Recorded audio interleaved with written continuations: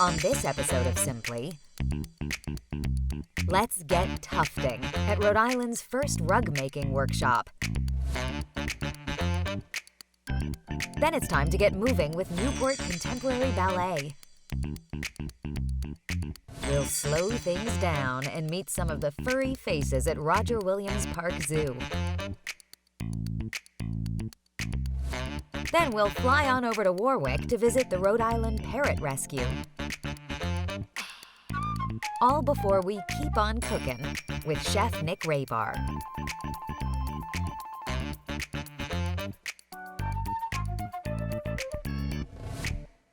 Simply New England is brought to you by Cranston's Wines and More. Hi folks, welcome to Simply New England. I'm your host, Becky Gibble. It's March, which means we're all waking up from hibernation and getting ready for spring. We've got a great show for you filled with delicious treats, activities, and new furry and feathery friends. I'm here on Fed Hill and I've got a couple stops I want to make, so why don't y'all take a break? We'll be right back.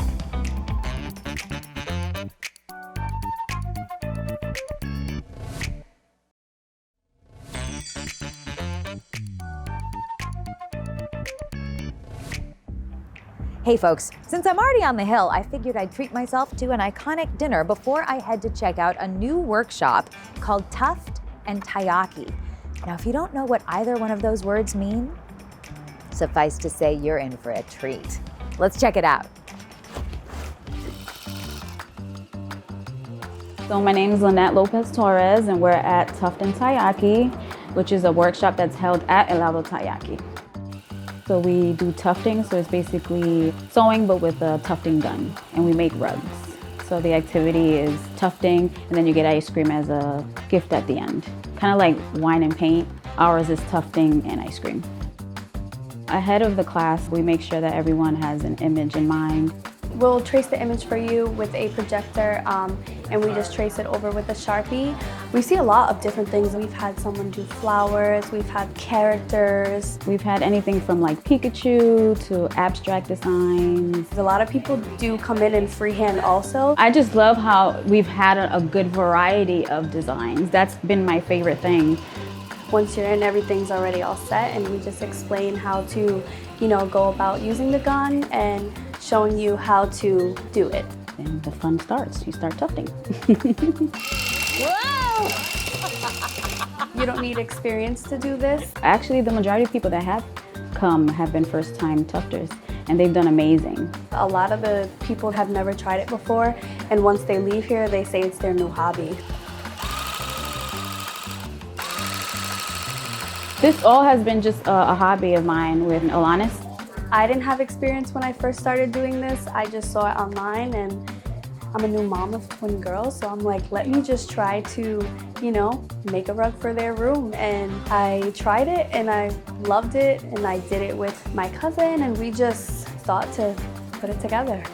And we're like, wouldn't it be cool to do like a paint and taiyaki thing instead of wine and paint thing? And then we're like, but what about tufting? Because we've been seeing that so much and we had already been doing it as a hobby.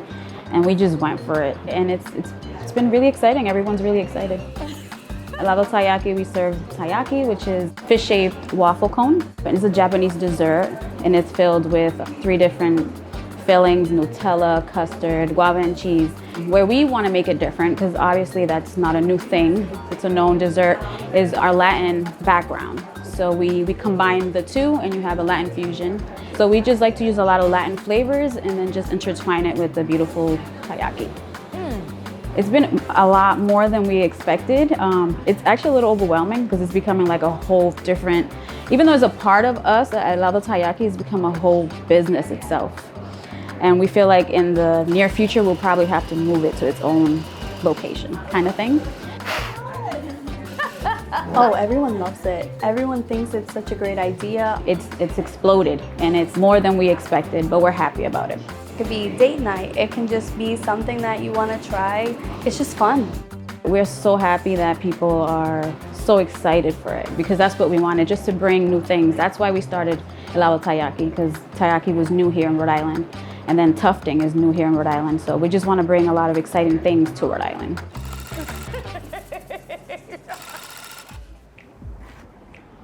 You know what pairs perfectly with ice cream? Cookies. Plus, our next segment requires a lot of energy, so I'm carbo loading. Next up, we head to Newport to learn about the Dons.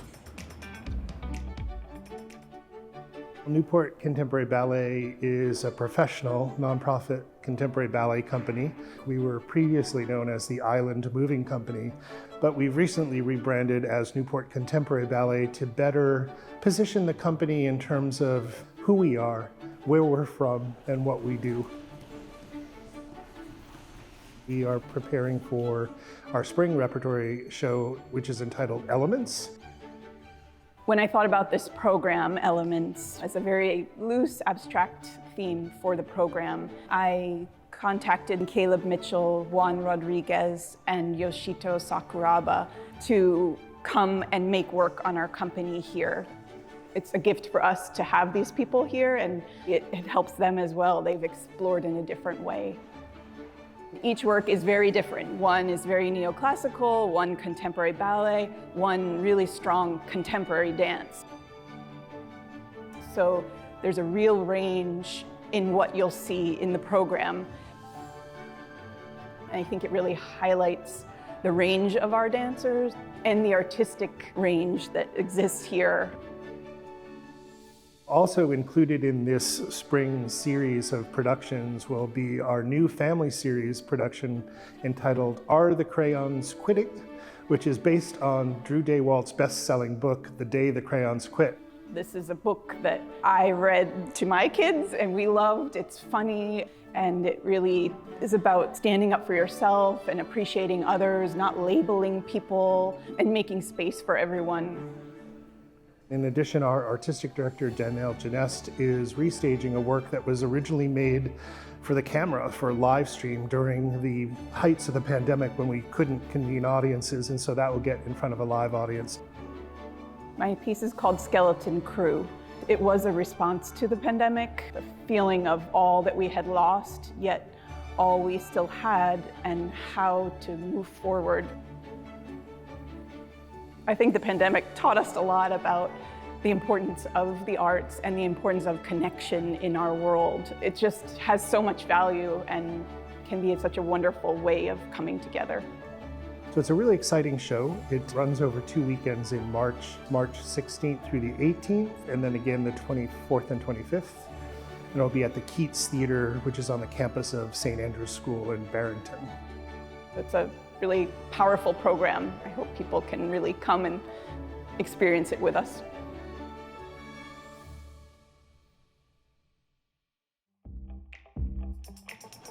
Grab your snacks. We'll be right back.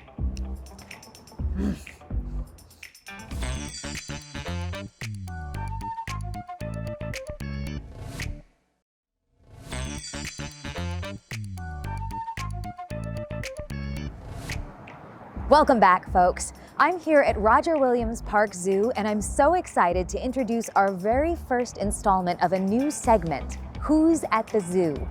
Next up, we'll meet Fiona and her baby Bean. Personal message?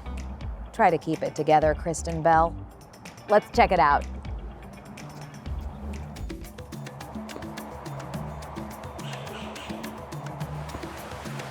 Hi, I'm Jen Hennessy. I'm a zookeeper here in the Faces of the Rainforest at Roger Williams Park Zoo. And I have two friends right here. This is Fiona. She's the mom sloth we have in the rainforest, and she's 8 years old. I'm not sure if you can see her, but her baby's right behind her, and her name is Bean, and she's about 3 years old. Beanie was born here, and she is our first sloth ever born at Roger Williams Park Zoo, so she is our pride and joy. Fiona here, I am giving her peas, and this is one of her favorite treats that she has. I can't go fast enough for her. Sloths are notorious for being slow in motion, but not when peas are around. Other favorite foods for Fiona are hibiscus flowers, grapevine leaves, any of the new, fresh, tender leaves that are nice and sweet, all of our sloths enjoy. But sloths in general have 30% less muscle than average mammals, but where they have muscles, it really matters. So for instance, in their forearm for the grip in the branches, they will fall asleep hanging upside down. And upside down is their natural way of hanging. Now sloths have evolved over many thousands of years to conserve energy. And that's based on what they eat in the wild, which are leaves. And leaves are notorious for being low in nutritional and caloric value, and they're really difficult to break down. So sloths have evolved behavior in which to slow down and conserve energy on every level of their life. Fiona and Beanie are just two of the amazing animals that live here in the rainforest, and you should come and visit them here at Roger Williams Park Zoo.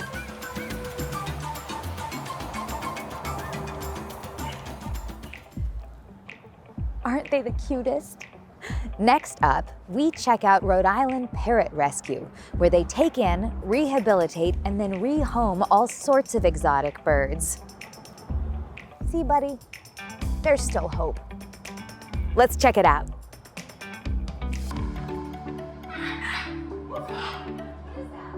Hi, I'm Corey Butler. I am the Executive Director of Rhode Island Parrot Rescue. And I have the Count, one of our residents. I think he's very peacefully taking his afternoon nap. We focus on rescuing, rehabilitating, adopting, and educating people on taking care of these guys.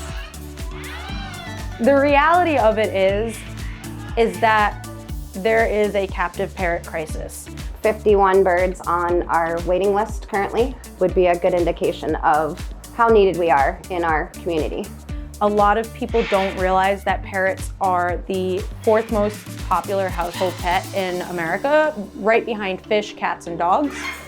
I feel it's important that people thoroughly understand the responsibility of taking on a companion parrot because number one, they live extremely long lives. You're generally going to pass them down to your children and maybe even your grandchildren.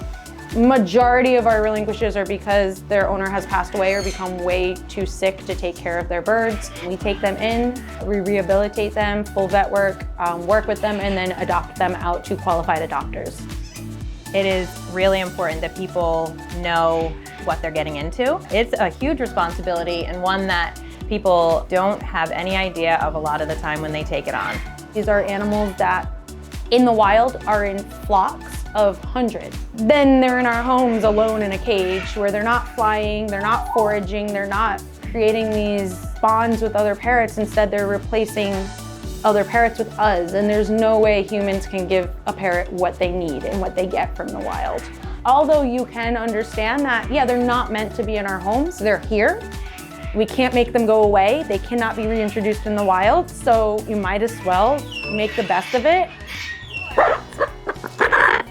So if you're looking, sorry, I woke him up, I think. If you're looking to adopt, my number one suggestion would be to get in here and volunteer for a few months. Not only are you gonna be encapsulated by like just their sheer beauty, but you'll learn everything there is to know about what it's gonna be like when this bird potentially moves into your home.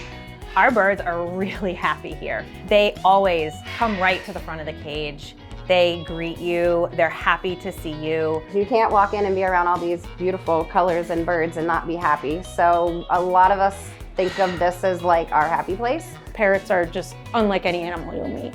And people might think you're crazy about it, but the people who get it, and it's a lot of fun. They have a really good life here, they do. But at the same time, we need to adopt birds out so that we can get new birds in.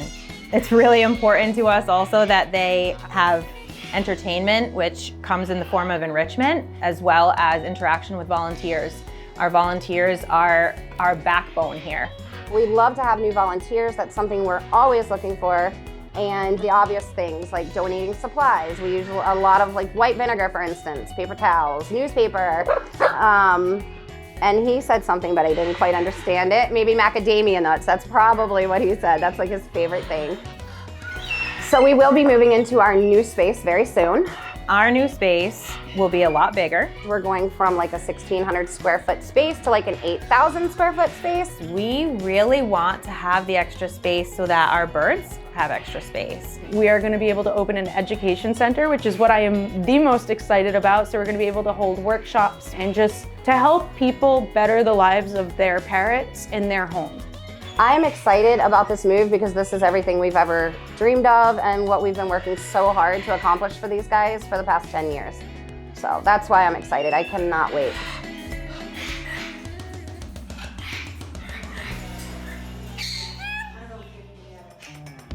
Don't fly away. We'll be right back.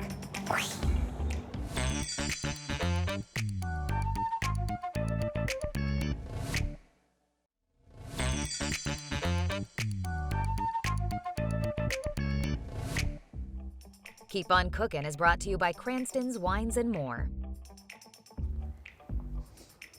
So I just got a frantic phone call from Chef Nick, and he mentioned something about fungus and the apocalypse. Yeah, I could have heard him wrong.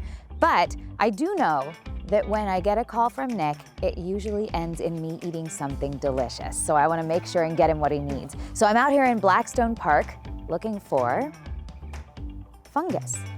Let's see what we find. It's been years since it all went down.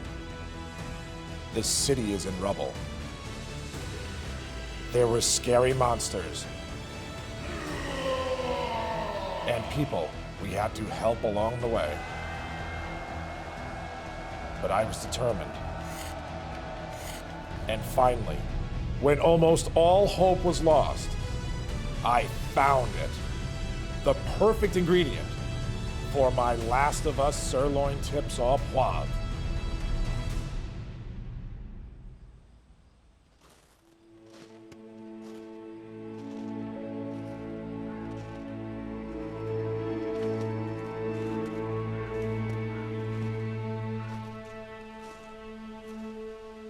Well, we found a safe place to make this dish, which just so happens to be one of my all-time favorites. So there's no time like the present. Let's get cooking. So au poivre is a classic French dish that's almost always made the same way. Today we're using sirloin tips, which is a very inexpensive, great alternative cut to the common filet mignon. So we'll go in with a little bit of olive oil, and I've got these stunning little sirloin tips. They are gorgeous. They have just enough marbling that they're gonna render down, and you can hear that sizzle. That's what we're looking for. Get those in there, spread them out nice and even so that they start to brown. While those are sizzling, we're gonna, of course, season them. Red meat can hold a generous amount of salt. Using kosher salt, as we always do. And now, au poivre means of the pepper. So we're gonna roll pretty hard here with black pepper. More than you would typically add. And I'm gonna go with some fresh thyme. We absolutely cook with fresh herbs almost all the time here. Stir those up, beautiful brown. You guys hear that? I think they're getting hungry. Mix those up, and then again, let them brown on all sides. Now, thanks to that hard sear, these tips are about medium rare to medium, which is exactly where we want them. We're gonna get them out of the pan. Put them on something, put them aside, while we go ahead and make our au poivre sauce.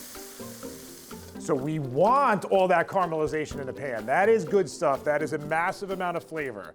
We're gonna go in with just a little more olive oil and some shallots. Kind of a large dice for shallots here. And obviously season as we go. A little salt, a little pepper. Now we're gonna go in with a little bit of brandy. That's gonna add a great amount of flavor. It's gonna reduce down, sweeten up, but what's great about it is that once you go in with that, it's gonna deglaze the pan. And that's what gets all that flavor off the pan and into the sauce. Let that reduce down, cook out all that alcohol, and then you're left with this beautiful little sweet reduction. Now we're gonna go in with some beef stock. And I've actually taken this beef stock and I've reduced it down. So reduction is huge. You hear me use that word a lot. It really is important for the viscosity and the body of a sauce. Okay, you can see how thick and rich that is. We're We're gonna go in with heavy cream, make it even thicker and even richer. And since we're in for a penny, we might as well go in for a pound. Let's go in with a little bit of butter. Let's let that melt. Let's go in with some kosher salt. Hit it with some more cracked black pepper. Lower our heat, because at this point, we don't want the sauce to cook out. It's gonna get too thick. Now we gotta put it all together. Let's put our steak tips back. You can see they've been resting. A little bit of natural runoff there is great. Get a little bit extra liquid, but there's almost too much liquid. So luckily, we have our magic ingredient today, and that's our shiitake mushrooms. We're gonna go in with those, which I pre-roasted. Brings out a lot of flavor. Let's go in with some fresh herbs. I've got some chopped parsley. Going with a little bit more of that fresh thyme. Stir it up. And there, my friends, are our sirloin tips au poivre.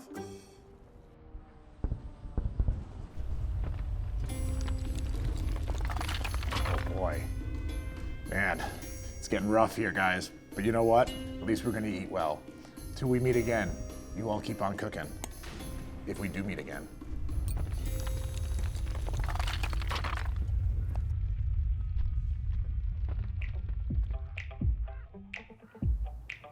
I figure this is as good a place as any to weather the storm. Fresh water source, all you can eat mushrooms. From my bunker to yours, we'll see you next time. Hopefully.